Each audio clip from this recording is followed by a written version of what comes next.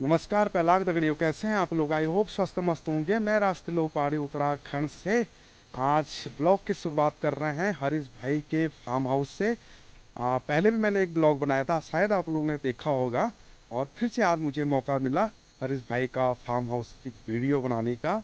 और आज एक्चुअली वहाँ पे मीटिंग है, जिला योजना अंतर्गत गोष्ठी। आज उन लोगों की मीटिंग है, जितने भी मेंबर वहाँ पे जुड़े हुए हैं समिति से। आज मैडम भी वहाँ पे आने वाली है, बाहर से आने वाली है मैडम। वो सभी लोगों को सिखाएगी कि मछली कैसे पालते हैं और कैसे उनकी केयर करते हैं, और सब कुछ हमें समझाएगी। और हम लोगों को समझाना भी पड़ेगा। जितने भी मेंबर वहाँ समिति से जुड़े हुए हैं सब लोग पहुँच चुके हैं वहाँ पे।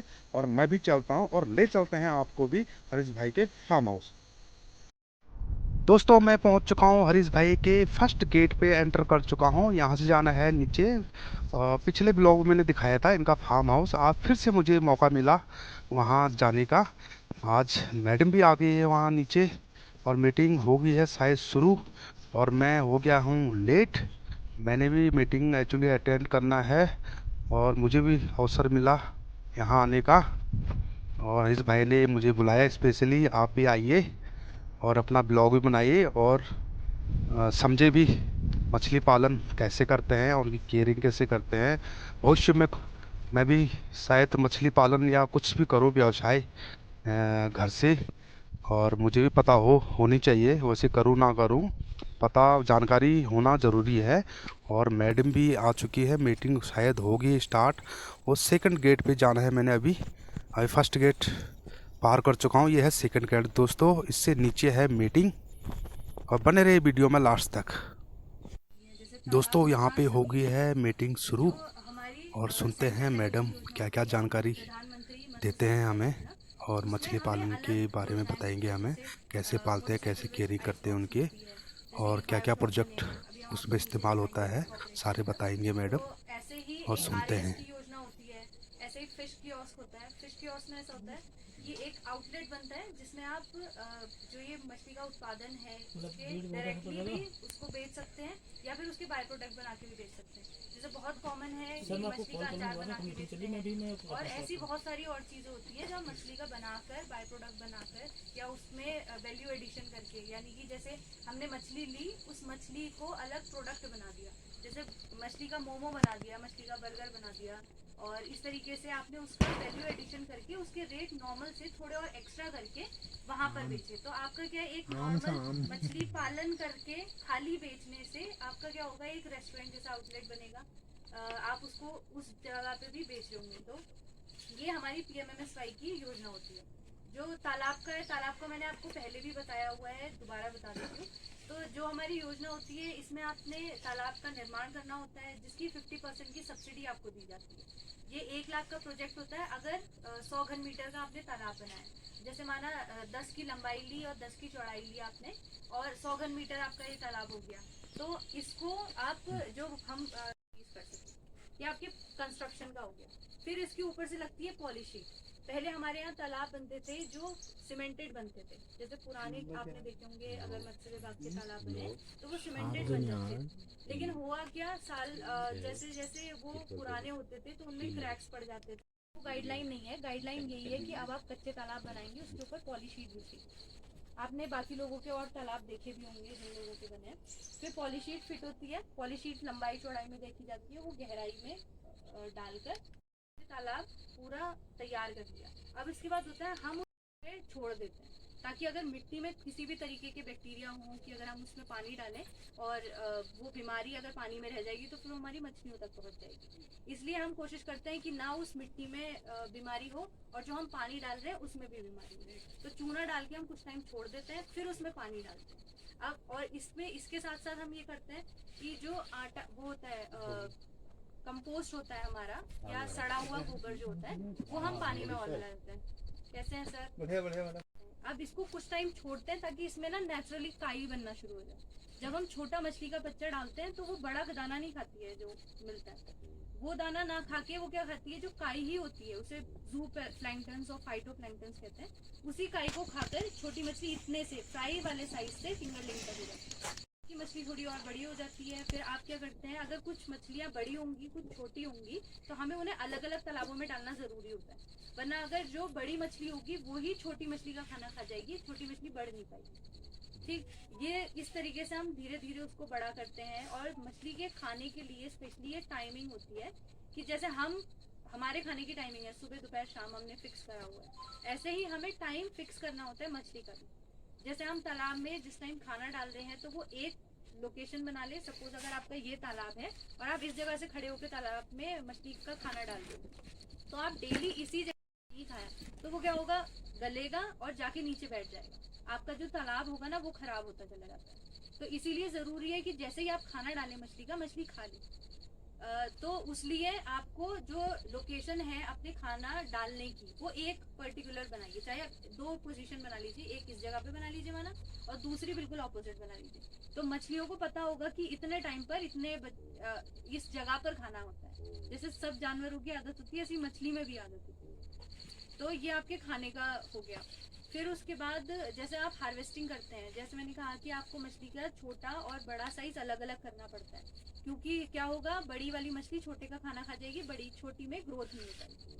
फिर जो प्रॉब्लम आती है कि जो प्लेन्स से हम कंपेयर करते हैं पहाड़ के में, पहाड़ में क्या होता है कि जो टेम्परेचर होता है ना वो बहुत जल्दी जल्दी चेंज होता है। अभी बारिश हो जाए, अभी एकदम धूप आएगी, टेम्परेचर बढ़ जाएगा, तो मछली होती है कोल्ड वाटर, कोल्ड ब्लडेड। तो उसमें क्या होता है, जैसे हम होते हैं, इंसान होते हैं, हम अपना टेम्परेचर बॉडी का मेंटेन करते हैं, तो वैसे रखती है अपने आप को। अगर पानी ठंडा होगा तो वो वैसे ही ठंडी होने लगेगी। तो उनको क्या, उनको अलग से मेहनत लगती है उस टेम्परेचर को अपने बॉडी के हिसाब से मेंटेन करने के लिए। तो क्या, जब भी टेम्परेचर चेंज होता है उनकी बॉडी में पड़ता है और वो जल्दी मरती है। जैसे आपने देखा होगा कि बहुत दिनों तक बारिश हो रही हो, बादल नहीं आए हो, तब भी मछलियां मरने लगती हैं। फिर तालाब में क्या होता है कि ऑक्सीजन की खोलकर सांस लेती हैं, तो ये निशानी होती है कि तालाब में आपके वो ऑक्सीजन कम है। तो आपको क्या करना है, करेंगे आप उसको ऊंचे से ऊंचा लगाएंगे ताकि जब वो नीचे आए ना तो उसमें उस पानी में ऑक्सीजन मिक्स होती हुई आए। और फिर जब वो ऊंची धार से नीचे गिरता है तो वो नीचे के पानी में भी फ्लो पैदा करता है। और अब अगर कुछ जगहों पर ऐसा पॉसिबल नहीं है या नहीं हो पा रहा है, उसके बाद भी हम देख रहे हैं कि टेम्परेचर जो ऑक्सीजन है वो कम रह रही है, तो हम क्या करते हैं, कोई डंडा लेकर पानी को ऊपर नीचे करते हैं ताकि जो वातावरण की ऑक्सीजन है वो पानी में हमारी वजह से मिक्स हो जाए, कुदरती नहीं हमारी वजह से होती है ना, इसकी प्रजातियां होती है वो भी अलग अलग होती है। आमतौर पे हम पहाड़ों में कार्प्स पालते हैं, जैसे ये ग्रास कार्प होती है, रोहू होती है, नैन होती है, कतला होती है, ये सब। तो ये इन सबों में से भी पहाड़ में ज्यादातर रोहू रह पाती है और ग्रास कार्प रह पाती है और कॉमन कार्प रह पाती है। वजह ये होती है कि जो मछलियां होती है ना पानी के अलग अलग सतह पे रहती है। तो हमारी एक इंडियन मेजर सिल्वर कार्प होती है, तो ये रहती है ऊपर ऊपर, आपने देखी होगी चमकीली सी मछली होती है, उसमें स्केल्स नहीं होते। अब तो वो हम कम ही देते हैं क्योंकि वो मछली बहुत जल्दी मरती है, क्योंकि वो सतह पे रहती है। अगर थोड़ा भी टेम्परेचर चेंज होगा या थोड़ा भी पानी में बदलाव होगा तो उस पर फौरन फर्क पड़ता है और वो मर जाती है। तो जो पानी की नीचे वाली लेयर्स पे रहते हैं या सबसे नीचे रहते हैं वो वाली मछलियों को हम ज्यादा प्रेफर करते हैं कि हम वो दें क्योंकि वो ज्यादा सर्वाइव करती है। तो बीच वाले सतह पे रोहू रहती है, ग्रास कार्प रहती है और सबसे नीचे पे कॉमन कार्प रहती है। हमने देखा होगा ऑरेंज कलर की होगी, उसका बड़ा सा पेट होता है, वो खुद ब खुद भी ब्रीड कर जाती है तालाबों के अंदर, मतलब उसके हाँ उसको आपको अलग से ब्रीड नहीं कराना पड़ता है। तो कॉमन कार्प भी होता है, अच्छी भी होती है, फैटी फिश होती है वो, तो उसको भी पसंद करते हैं सब। तो एक तो उसमें फायदा ये होता है कि वो खुद ब खुद ब्रीड कर जाती है, जैसे आपने मछली का बच्चा एक बार डाला तो फिर वो कभी कभी रोहू भी कर जाती है। मैं तो नहीं डाल रहा हूँ तालाब में, वही करती है। ये अच्छा है आपसे, ये जरूरी है कि आपके जो जरूरी होता है तभी आपका ये ब्रीडिंग वाला जैसा बता रहे हैं वो हो जाएगा। फिर ये वाले जो हम ग्रास कार्प देते हैं, ज्यादा ग्रास कार्प दे पाए तो आप उसको घास भी खिला सकते हैं। एक तो नॉर्मल जो ये वाली घास होती है, ये केले के पत्ते होते हैं बारीक बारीक काट के, वो भी खा लेती है, वो मूली के पत्ते भी खा लेती है। और जो ये नेपियर घास होती है वो स्पेशली उगाई जाती है उसके लिए, और वो आप देंगे तो वो ज्यादा न्यूट्रिशियस होती है, मछली ज्यादा पसंद करती है और उसकी हेल्थ अच्छी होती है। तो ग्रास कार्प इस वजह से लोगों की कुछ क्वेरीज हैं, क्वेश्चंस हैं, आप लोग पूछ लीजिए, फिर मैं उसके हिसाब से ही आगे चीजें बताती हूँ। और दूसरी है नॉर्दर्न मत्स्यजीवी सहकारी समिति। तो उसके अध्यक्ष हैं आनंद जी नौरड़ वाली के। तो आप लोगों ने अगर, और इधर वाली का क्लासो वाली, इसको तो आप जानते ही हैं, श्याम जी और हरीश जी हैं।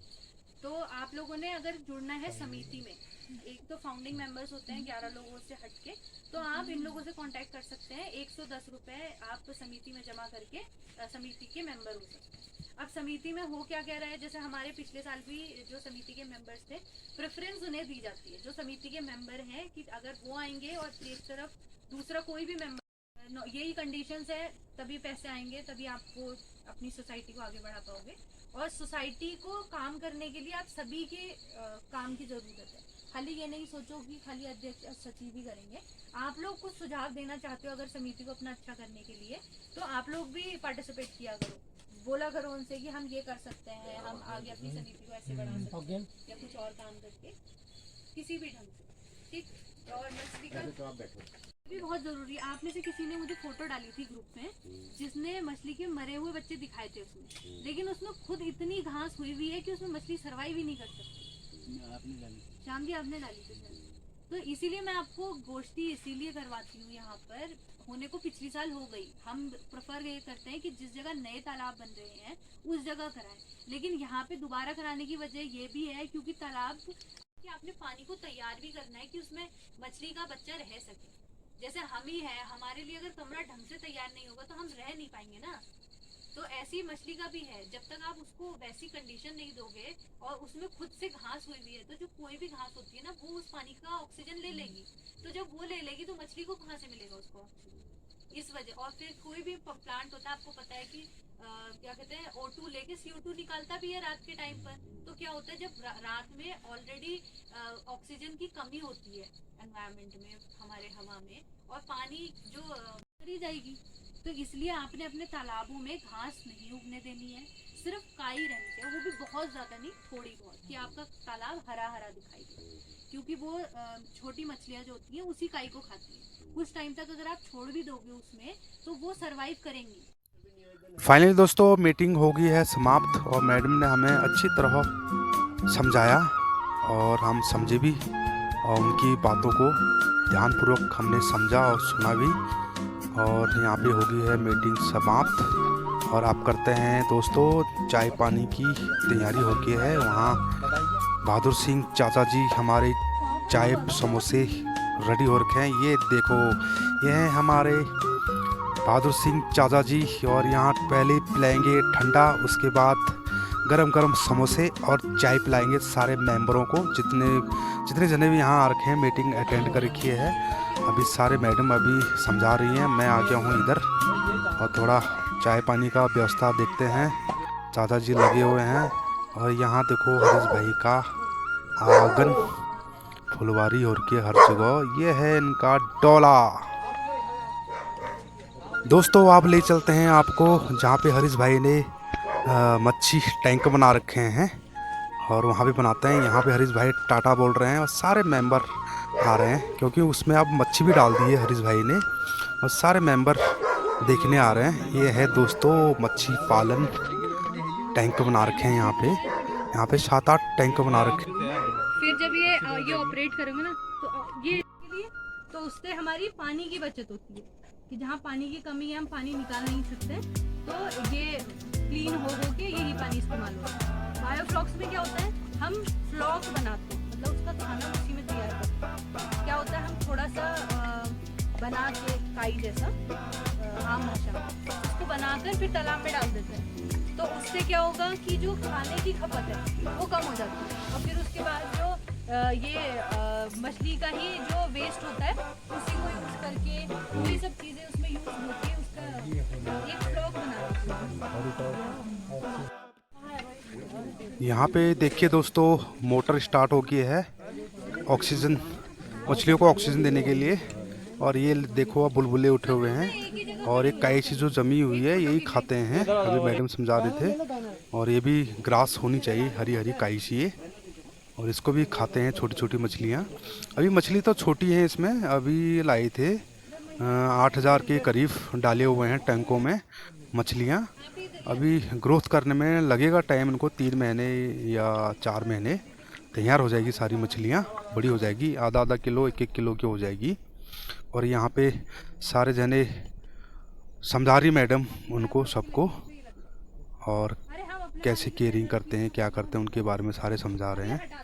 क्योंकि इन्होंने कई लोगों ने मछली पालन करा हुआ है अपने अपने घरों में। और ये है हरीश भाई का मछली पालन टैंक बना रखे हैं। यहाँ पे बहुत सारे टैंके हैं, 7-8 करीब हैं, और बहुत अच्छी जगह बना रखा है। क्योंकि यहाँ पे पानी की भी दिक्कत नहीं है, पानी गधेरे का पानी इन्होंने ले रखा है, साफ़ सुथरा पानी है और कोई दिक्कत नहीं यहाँ पानी की। और सारे टैंक ऑपरेट कर दिए हैं भाई ने, सारे वर्किंग पे हैं, अभी सारे चल रहे हैं।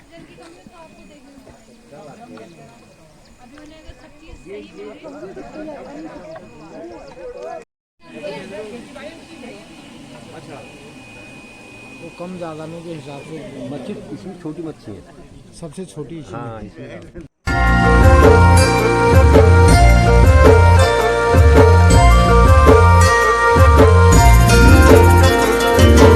डाली डाली फूलों की तुझको बुलाए रे मुसाफिर मेरे उत्तराखंड में। बादलों की ओर के ओढ़नी वादियां गीत सुनाए मीठे मीठे मेरे उत्तराखंड में। हो पिजोरे मेरे पहाड़ को, हो पिजोरे मेरे पहाड़ को, ठंडो पानी ठंडो पानी। दोस्तों यहाँ पे सारे टैंक देख के और मैडम ने चेक किया, सबको समझाया, और टैंकी के सामने घास फूस नहीं होने चाहिए, और सब समझे इस बात को। और अभी चल रहे हैं हम दोस्तों चाय और समोसा खाने। ये आ गई दोस्तों चाय गर्मा गर्म, और मैंने चाय उठा ली है और वहाँ से लेता हूँ समोसे गर्मा गर्म। चाचा जी हमारे बांट रहे हैं सबको, 2-2 समोसे दे रहे हैं, चाय भी दे रहे हैं कि किसी के लिए कम ना हो करके, इसलिए उनको वहाँ पे लगाया हुआ है चाय और समोसे देने के लिए। और यहाँ पे सारे आनंद ले रहे हैं चाय समोसे के। और मौसम भी दोस्तों ख़राब हो चुका है, बादल लगे हैं आसमान में, शायद बारिश भी आ सकती है, कोई पता नहीं, क्योंकि बरसातों का टाइम तो है ही आजकल।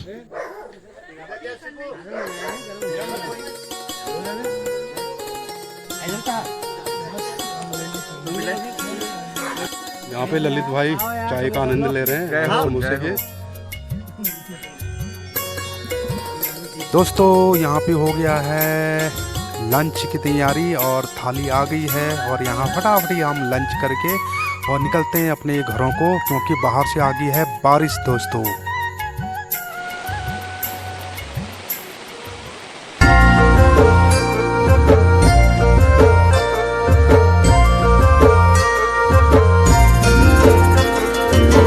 डाली डाली फूलों की तुझको बुलाए रे मुसाफिर मेरे उत्तराखंड में। बादलों की ओर के ओढ़नी वादियां गीत सुनाए मीठे मीठे मेरे